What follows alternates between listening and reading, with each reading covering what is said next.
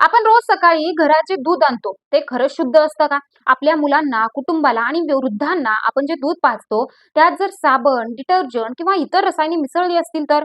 हा प्रश्न आता केवळ अफवा किंवा शंका राहिलेला नाही. अन्न व औषध प्रशासनाचे आयुक्त तुकाराम मुंडे यांनी दिलेल्या एका मुलाखतीत दुधातील भेसळीबाबत अनेक धक्कादायक माहिती समोर आणली आहे. त्यांनी ग्राहकांना सावध राहण्याचं आवाहन करत दूध खरेदी करताना नेमकं काय पाहायला हवं याबाबतही महत्त्वाचे मार्गदर्शन केले आहे. चला जाणून घेऊया दुधातील भेसळी मागचं वास्तव आणि प्रत्येक ग्राहकाने कोणती काळजी घ्यायला हवी. नमस्कार, मी आरती. आपण पाहत आहात आझाद मराठी. तुकाराम मुंडे यांच्या म्हणण्यानुसार महाराष्ट्रात दुधातील भेसळ ही अत्यंत गंभीर समस्या बनत आहे.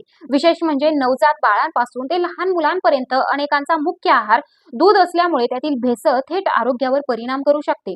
मुंडे यांनी काही दिवसांपूर्वी उघडकीस आलेल्या एका मोठ्या सिंथेटिक दूध रॅकेटचा उल्लेख केला. या रॅकेटमध्ये पाम ऑइल, विविध तेल, स्किम मिल्क पावडर आणि इतर रसायनांचा वापर करून कृत्रिम दूध तयार केलं जात असल्याचं तपासात समोर आलं. इतकंच नाही तर काही ठिकाणी दूध तयार करण्यासाठी शॅम्पू, साबण आणि डिटर्जंट सारख्या वस्तूंचाही वापर होत असल्याची माहिती त्यांनी दिली. हे ऐकून कोणालाही धक्का बसेल.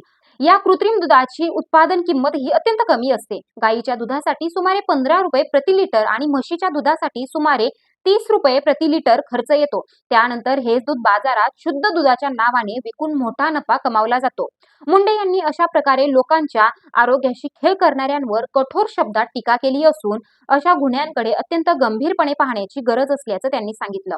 मग ग्राहकांनी काय करावं? तर मुंडे यांच्या मते केवळ एखादा ब्रँड मोठा आहे म्हणून त्याच्यावर आंधळा विश्वास ठेवू नये.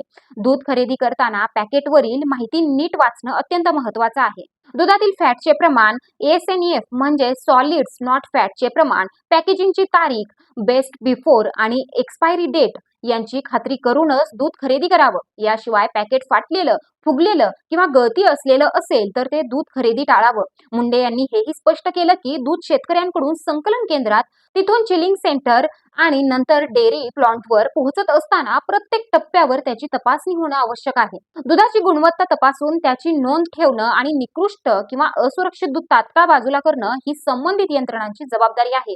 त्यांनी सांगितलं की अन्न व औषध प्रशासनाच्या इतिहासात प्रथमच दूध उद्योगाशी संबंधित सर्व घटकांची बैठक घेऊन अन्न सुरक्षा कायद्याबाबत सविस्तर माहिती देण्यात आली.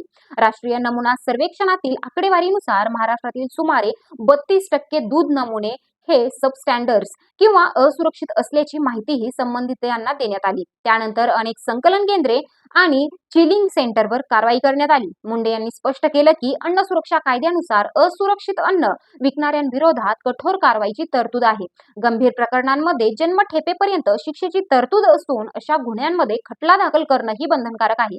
दुधातील भेसळ रोखण्यासाठी तपासणी आणखी वाढवण्याचे आदेश देण्यात आल्याचंही त्यांनी सांगितलं. यामुळे ग्राहकांनीही जागृत राहणं तितकंच महत्त्वाचं आहे, कारण सुरक्षित अन्न ही केवळ सरकारचीच नव्हे तर प्रत्येक नागरिकाचीही सामूहिक जबाबदारी आहे. तर मित्रांनो, आपण दररोज वापरत असलेलं दूध आपल्या कुटुंबाच्या आरोग्याशी थेट संबंधित आहे. त्यामुळे दूध खरेदी करताना घाई न करता पॅकेटवरील माहिती नक्की तपासा आणि संशयास्पद दूध आढळल्यास संबंधित प्रशासनाकडे तक्रार करण्यास अजिबात मागे पुढे बघू नका.